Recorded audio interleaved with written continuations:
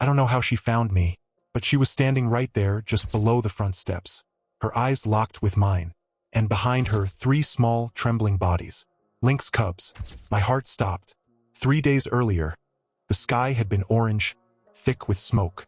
The fire started somewhere up north, near the ridge, and the wind brought it here fast. We'd seen wildfires before, but this one felt different. Angry, erratic, like it wasn't just burning trees, but chasing everything living out of the forest. I live about 2 miles past the last paved road, in an old cabin my grandmother left me. No neighbors, no noise, just forest.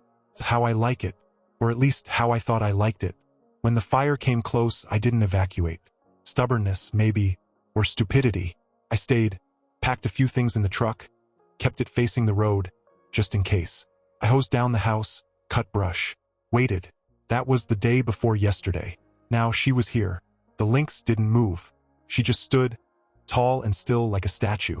I could feel her eyes digging into my chest. Not aggressive, but alert. The cubs were huddled behind her, skinny, unsure. I didn't know what to do. Every instinct said don't move. I remembered something my dad told me when I was a kid. We were out hunting and a deer came close. He said, "Sometimes you don't need to do anything. Just let the wild come to you." So I didn't move. I sat down slowly right on the front step. She watched. Then, without a sound, she turned around and padded away into the trees. The cubs followed. I sat there for a long time after that, trying to understand what just happened. My mind was racing. Was she looking for help? Or shelter? Or did she just want to make sure I wasn't a threat? That night, I barely slept. I kept looking out the window. Nothing. Just wind and ash. In the morning, I found tracks near the woodshed. Small, round pads in the soot. They'd come back. All day, I waited. I stacked firewood, made tea, swept ash from the porch. The forest was too quiet. No birds, no rustling. Just the aftermath. At dusk, I saw her again. She was watching from the edge of the trees. Not moving, just watching. The cubs were lying close to the ground behind her. I took a can of tuna from the pantry and placed it 20 feet from the porch. Backed away. Went inside. She waited until dark. Then, silently, she crept out. It fed the cubs. I watched from the window, my breath caught in my throat. I didn't know what I was doing, but I knew I couldn't turn her away. When the moon rose, and they were gone again, I stood at the door, staring into the black trees. What the hell did I just start? The next morning, I found them again. Just beyond the treeline, maybe 30 yards out. She was lying low, eyes half closed, ears twitching. The cubs were curled against her side like furry shadows. They didn't come closer, not even a step. But they didn't leave either. All day they stayed, hidden but visible. I kept doing normal things. Fixing a broken hinge on the shed door, chopping kindling, pretending not to watch. But I was always watching. Around noon, I brought out a raw chicken breast, set it down near the edge of the clearing, and walked back to the porch. I waited, arms crossed, leaning on the railing. She saw me, knew what I was doing, but didn't move. Took hours. Just before sunset, when the light turned golden and soft, she finally stood, moved slowly, graceful and silent. The cubs stirred but stayed behind. She sniffed the meat, paused, then took it in her jaws and padded back into the trees. Felt like a test, and I passed. That night, I thought about the first time I saw a lynx. I was maybe 9. My dad had taken me hunting, something we only did a few times before he passed. We were deep in the woods, cold morning air biting at our faces. I remember the silence, how heavy and thick it felt. Then, like a ghost, she appeared across a frozen stream. Not the same lynx, obviously, but just as beautiful. My dad didn't shoot. He whispered, "You don't touch something that rare." The next morning, I saw a familiar old pickup truck rumbling up the dirt road. Only one person drove that loud piece of junk. Joe, my nearest neighbor, about 2 miles south. We barely talked, but he showed up when things got strange. He didn't even say hello, just stepped out and pointed at the edge of the woods. "You know there's a cat out here?" "Yeah," I said. "You feeding it?" "Not exactly. You should be careful. Big cats lose fear when they get hungry. And they got babies, that's worse." "I know." He squinted at me like he wasn't sure if I was stupid or brave, then shook his head. "They shot one last year. Came too close to the school. You start feeding it, it won't leave. Then they'll come for her." With that, he got back in and drove off. I didn't sleep well that night. My brain kept rolling Joe's words over and over. But in the morning, I stepped outside with another piece of meat. She was closer this time, still behind the treeline but not as far back. And she was watching me, calm, no fear in her eyes. I laid the food down, backed away like before. And then, for the first time, she didn't wait for me to go inside. She walked out, slow and measured, picked up the meat, looked at me, then turned back to her cubs. It was small, but it was something. Something was off that morning. The air felt heavier. She was still there, but pacing, restless, ears flat. The cubs huddled together, but one wasn't moving much. I stepped outside, careful, slow. She didn't growl, didn't charge, just kept her eyes on me. The cub, the smallest one, was limping, its back leg barely touching the ground. I stopped cold. This was the first time I felt real fear. Not fear of her, not really. Fear of what this meant. If that cub couldn't walk, couldn't keep up, what would she do? Would she leave it behind? Would it cry and give away their position if someone came looking? I didn't know, but I knew I had to do something. Still, I needed time to think. I grabbed my keys and headed into town. The road felt longer than usual. My head was spinning with worst-case scenarios. When I pulled into the tiny grocery store, I was half hoping no one would be there. But of course, town never sleeps on gossip. Inside, I heard it before I even grabbed a basket. Big cat spotted near the ridge again. Someone muttered near the coffee machine. Another voice. Sheriff said tracks were fresh. Might be the one from last spring. Are they bringing dogs? Dunno. But someone said Hank's already loading his rifle. I froze. Hank. Local hunter, trigger-happy, and proud of it. I paid for a few things, gauze, antiseptic, canned beans, and got the hell out. Back in the truck, I sat behind the wheel for a long time. My stomach churned. If I called someone, even a vet, word could spread. All it took was one whisper. But if I did nothing, that cub could die. When I got home, the sun was dropping low. I didn't see her right away. But the cub, the injured one, was lying closer to the porch than before. She was letting me see it. I crouched down, held still, whispered, "Hey there." No movement from her. No warning signs. Just that same silent watching. I pulled the gauze and antiseptic from the bag and placed them at the edge of the porch. I didn't try to touch the cub. Not yet. I just sat. After an hour, she came forward. Slowly. Eyes locked on mine the entire time. She sniffed the gauze, nudged the cub gently. I stayed until nightfall, then went inside, left the porch light on. Just before midnight, I woke to a sound. Not loud, a soft, high cry. I looked outside. She was gone. But the cub was there. Alone. My chest tightened. I stepped out into the cold. Picked up the little thing in a towel. It didn't fight. Inside, I did what I could. Cleaned the wound. Wrapped the leg. Fed it a bit of goat's milk with a syringe. Curled up in the towel after, shivering. I sat next to it all night. By morning, it was breathing easier. But I knew this wasn't over. I crossed a line. And now there was no turning back. I drove to the pet store 2 towns over. Didn't want questions. Bought bags of high-protein cat food, cans of soft meat, powdered milk substitute, the kind used for kittens. The clerk gave me a look. "You opening a rescue or something?"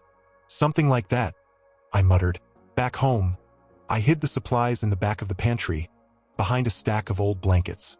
If someone came snooping, I didn't want to explain why a man living alone in the woods needed 20 pounds of kitten chow. The injured cub was recovering slowly. I kept him in a crate in the back room, away from windows. Fed him every few hours. He barely moved, but his eyes followed me now. That felt like progress.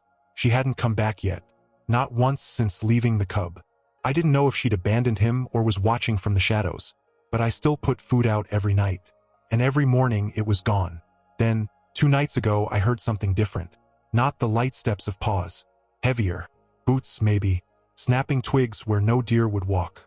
I killed the lights, slipped outside with a flashlight and the shotgun I kept by the door. Didn't see anyone. But I found something else. About 50 yards behind the woodshed, half hidden beneath a pile of branches, was a metal cage trap. Big enough for a medium dog. Inside, a raw chicken leg staked down. Someone was hunting, and they were close. I stood there a long time, listening. Nothing but wind in the trees. Then I reached in and pulled the bait free. Threw it deep into the forest. Dragged the trap out into the open. Smashed the trigger plate with the butt of my shotgun until it bent. Then, I took a scrap of cardboard from my pocket. wrote 4 words in black marker, and shoved it inside. "I know you're here." Left it right there in the middle of the clearing. Next morning, the trap was gone. Just tracks in the dirt where tires had backed in and out. And the lynx? Gone too. No cubs. No sign of her. No food touched. Nothing. The silence felt like a slap. I checked the woods, the ridge, the old fox trail. Nothing. Back at the house, the injured cub was restless, pacing in the crate, yowling softly like it knew. I opened the door and let it out. It limped across the floor, then stopped at the front door. Just sat there, waiting. So did I. If you love stories about wildlife rescue, click the subscribe button below. Here's how the button looks on different devices. Every subscription helps spread these stories and raise awareness. The more people know, the more animals get the help they need. And remember, subscribing is completely free. Click subscribe now and join us in protecting wildlife. 3 days passed. No paw prints. No rustling in the woods. No signs of her or the cubs. The food I left out stayed untouched, even as flies gathered. The injured cub barely moved now. It lay in a blanket near the fireplace, breathing steady but shallow. I fed it, cleaned it, talked to it sometimes like a damn fool, just to break the silence. The house, once a refuge, now felt hollow, like something had been taken out of it. Or maybe I had gotten used to the wild being close enough to matter. On the 4th morning, my sister showed up. I didn't expect her. She hadn't been up here since the funeral. She knocked once and let herself in. Always did. "Place still smells like wet wood?" she said, setting her bag down. I just nodded. Didn't have the energy to smile. Then she saw the cub. "What the hell is that?" "It's fine," I said. "It's not dangerous." She stepped back. "Are you out of your mind? That's a wild animal. What if the mom comes back?" "She already did. You're lucky it didn't rip your throat out." I didn't answer. She didn't push, not right away. Just stared at the cub for a long time. "You always had a thing for broken things," she said finally. "You know this isn't going to end well." Later, we sat outside. She made coffee same way Mom used to. Black, no sugar. The fire had taken our mom when we were kids. Cabin up north, faulty wiring. She'd gone back in to get a photo album. We never found her. My sister didn't like talking about it. But today, maybe something shifted. "You think you're saving it," she said, staring into the trees. "But maybe it's saving you." I didn't respond, but the words stuck. That night, I dreamt of smoke again. But this time, it wasn't the house burning. It was the forest, and something screaming inside it. The next day, I went into town. Needed more supplies, and maybe just needed to hear voices that weren't mine. At the gas station, I heard 2 men talking near the back wall. "Shot a lynx out by Mill Creek," one said. "Big female." My stomach dropped. "Was she alone?" the other asked. "Dunno. No cubs around. Sheriff said she was tagged. Someone's been tracking her." I turned and walked out without buying anything. It wasn't her. Couldn't be. But someone was following. Someone else knew. It was almost midnight when I heard the sound. Not the wind. Not branches. Something softer. Closer. A faint shuffle under the kitchen window. I got up slowly, heart thudding, and moved to the door without turning on the light. Just stood there, listening. Then I heard it again. A low, almost inaudible chirp, like a kitten. Then another deeper, raspier. I opened the door. She was there. Thin, her fur patchy with ash and burrs. Eyes darker than I remembered. She looked tired, but she was alive. Behind her, 2 cubs. Bigger now. Moving on their own. The third, the one I had taken in, limped toward them from behind me, wobbly but eager. She didn't flinch. She just watched as the cub approached. And then, with one small nudge of her nose, she accepted him back. I didn't breathe for a long time. In the morning, they were still outside, curled together in the tall grass behind the shed. My sister came out with coffee, saw me standing in the yard. "What are you?" She stopped mid-sentence. The lynx raised her head. My sister froze. She didn't scream, didn't back away, just whispered, "Oh my God." I nodded. "I thought you were making it all up," she said, still staring. "That you were going crazy." Maybe I was. She walked closer, slowly. The lynx didn't move. "She's not afraid," my sister said. "Why isn't she afraid?" "Because we gave her a choice." We stood there, silent. Then my sister said, "We need to build something. She can't sleep in the open with hunters around." By that afternoon, we were clearing out the old woodshed, took down the broken shelves, swept out mouse nests, hung an old tarp to block the wind, lined the corner with straw and old blankets. That night, they moved in. No words, no instruction. She just led them into the shed like it had always been theirs. My sister left the next morning, but not before handing me a box of fresh supplies and saying, "If you need help, call." I watched her truck disappear down the road, then turned back toward the shed. She was there, sitting just inside the doorway, watching me, and for the first time I sat down right in front of her. No glass, no distance, just us. The notice was pinned to the community board outside the post office. Yellow paper, bold black print. Authorized tracking and removal of predatory wildlife Mill Ridge to Creek Trail Zone. By order of County Wildlife Authority. It was signed and stamped. Legit. I stood there, staring at it, heart pounding. They were coming. I drove home faster than I should have. Dust flying behind me. When I got there, she was sunning herself in front of the shed. The cubs were tumbling over each other in the grass. It looked so normal, like it could have been any backyard, any lazy afternoon. But I knew better. That night, I packed supplies. Dry food, 2 water jugs, old blankets, a flashlight, and a hammer. Then I hiked 3 miles east into the woods, to an abandoned ranger cabin I'd found years ago while scouting deer trails. The roof was half gone, but the basement was solid and dry. I cleaned it out, plugged holes, patted the floor with straw and blankets, left food and water, then hiked back home. The next evening, I returned to the shed. She was alert. She could tell something was off. "I need you to trust me," I whispered. Over 2 nights, I lured them there. A trail of scent and food. Short walks, pauses, me carrying the limping one when needed. Always at night. No one saw us. By the 3rd night, they were settled. It became routine. I walked out each evening, food and supplies in hand. Sometimes I stayed for hours. Sometimes I just sat. One night, it rained. Hard. I waited it out in the cabin, soaked, legs stiff. She lay across from me, watching, the cubs sleeping between us. In the silence, I started talking. Not thinking, just talking. I told her about Claire, my wife, how we lost her 5 years ago. Car accident. Ice on the road, wrong curve, too fast. I was supposed to be with her that day, but I stayed late at work. I never forgave myself. Still haven't. The words poured out. I didn't look at her. I didn't expect anything.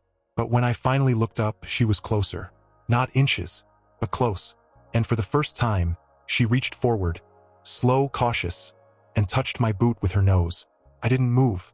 She didn't pull away, just sat there calm. And in that moment, everything inside me cracked. Not in a broken way, in a beginning way. Spring came fast. 1 week, the trees were bare. The next, everything exploded into green. Birds filled the air with sound again, and the dirt road leading to my cabin finally dried out. The forest didn't look burned anymore. It looked reborn.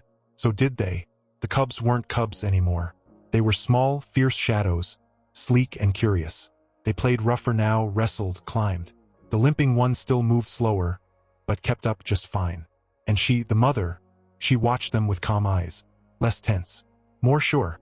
One morning, I brought food like usual, but no one came. I waited. Nothing. Next day, the same. On the 3rd day, I found tracks leading away from the cabin. Deep ones, clean. Heading north. They'd left. I should have expected it. This was never meant to last. That evening, I lit a fire in the pit outside my cabin. Sat beside it, hands around a mug of tea gone cold. The flames danced. The sky turned that pale purple you only see for 5 minutes each night. I didn't feel empty. Not like before. I felt still, like a chapter had closed, but nothing was missing. Neighbors talked for weeks. At the feed store, gas station, even church. Big Cat came right up to his porch. I heard he fed her from his hand. No way. Cats don't trust like that. Sheriff said he saw tracks all over his yard. Everyone had their version, most of them wrong, but I never corrected them, because none of it mattered. One night, near the end of April, I was locking up when I heard something. Not loud, just a branch snapping, a rustle. I opened the door, stepped outside. The yard was quiet, wind brushing through the grass. I stood there a long time, listening, watching. Then I smiled. Maybe it was her. Maybe not. Maybe she was just saying goodbye. Or maybe I was finally learning how to move on. Maybe she'll come back someday. And maybe I don't need her to. Maybe that's the point. Maybe I finally learned how to go forward. Maybe I finally learned how to let go. Maybe, just maybe, I finally made peace. And maybe she'll come back. Or maybe I finally learned how to walk away. Maybe that's enough. Maybe she'll return. Maybe not. Maybe I finally learned how to move on. Maybe she'll come back. And maybe, just maybe, I finally learned to go on without her.